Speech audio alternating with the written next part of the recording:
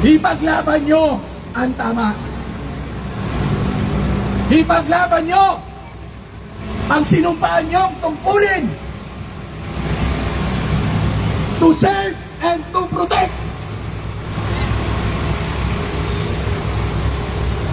Nasaan na ang values natin? Nasaan na ang pagiging Pilipino natin? Yung taong nagmahal sa bayan natin, nagsakripisyo upang makinabang ang ordinaryong mamamayan. Pamilya nyo, pamilya namin, nakinabang dyan. Kami po ay nakikiusap sa inyo. Ibalik natin ang tama. Gawin natin ang tama.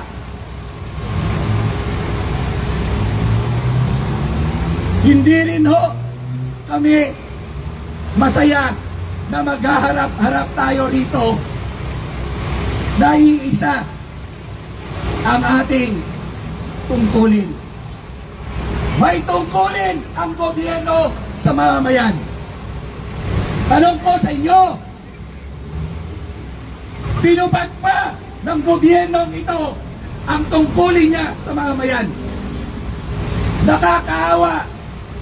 Kayong mga pulis, kayong mga law enforcer, kayong mga frontliner, kayo ang sumasagap, kayo ang sumasalubong sa kabuluktutan ng gobyernong ito. Alam ko, labag din sa loob nyo, pero wala kayong magawa dahil yan follow order. Alalahanin nyo, nangyari na ito. Pero, alam ko, may konsensya pa rin kayo.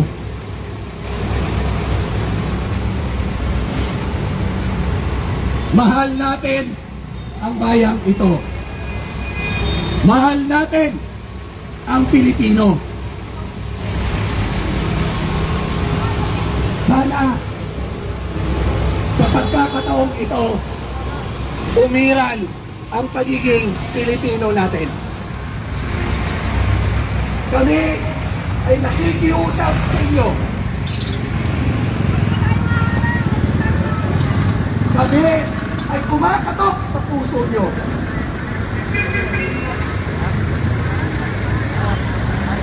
Ipatupad natin ang tama.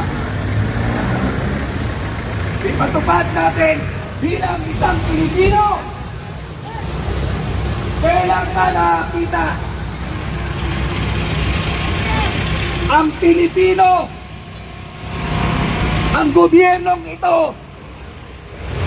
kahit kailan walang tinupad sa kanyang mga pangako, walang nagkatotoo sa kanyang mga salita, sa kanyang mga salita. Huwag po kayong mag-alala. Hindi kami nagpunta rito para ipahamak kayo. Nagpunta kami rito para katukin ang puso nyo.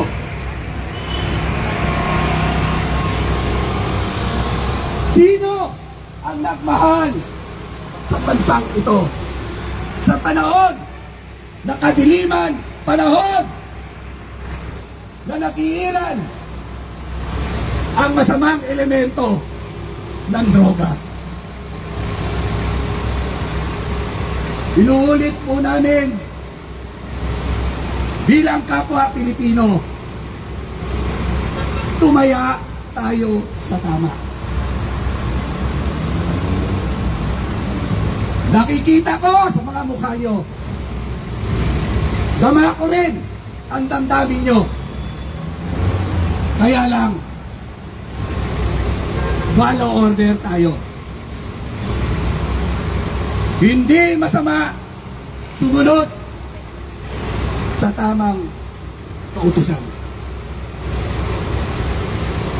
Kaya po, nandito kami Kinakatok namin kayo, huwag kayo magpagamit sa gobyernong ito. Alam ko, alam nyo, na hindi matino ang pag-iisip ng presidente natin.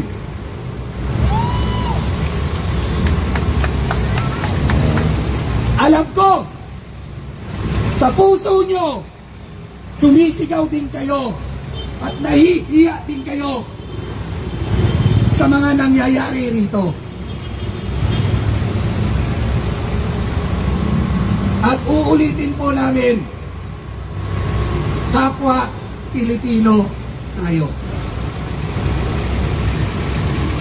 Sa kasaysayan ng bansang ito,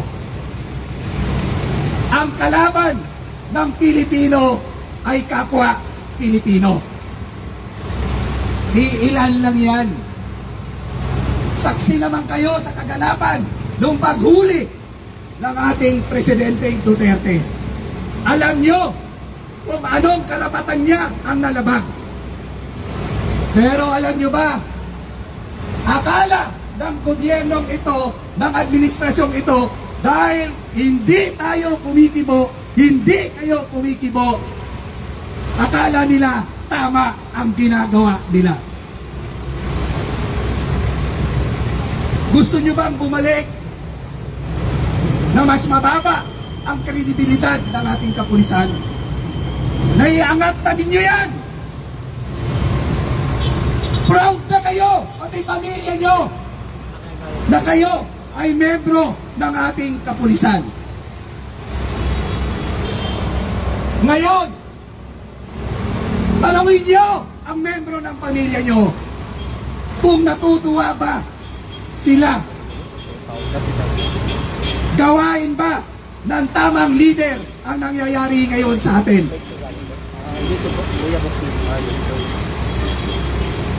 Kung sino ang tunay na nagmahal, lumaban sa kasamaan, dalawang uri lang ang masama, ang nagpapasama sa bansang ito.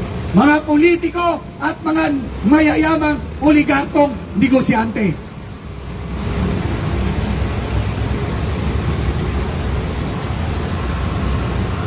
Kami po ay kumakatok sa puso niyo.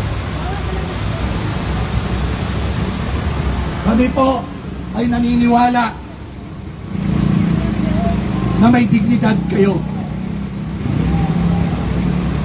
Kami po ay umaasa na titindig at titindig din kayo. Mabuhay kayong mga kapulisan. Maraming salamat sa inyong pagiging professional.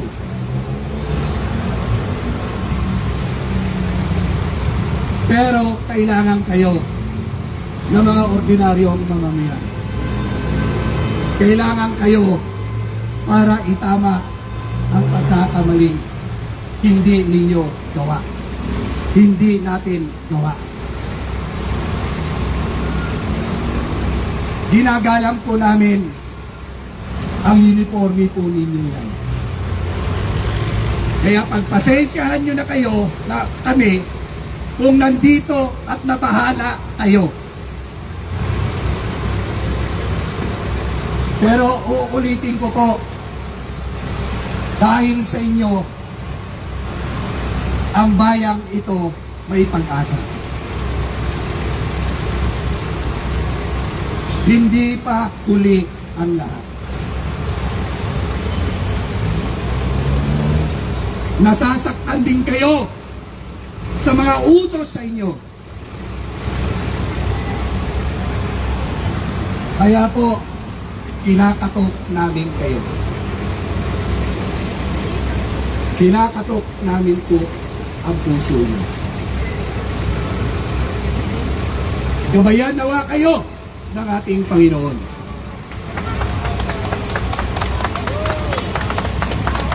Ulitin namin, salamat sa paglilingkod ninyo. Pero ang pakiusap namin, tumayo naman kayo sa tama. Tumayo naman kayo sa taong bayan. Mabuhay ang Pilipinas! Mabuhay! Mabuhay ang Presidente Duterte!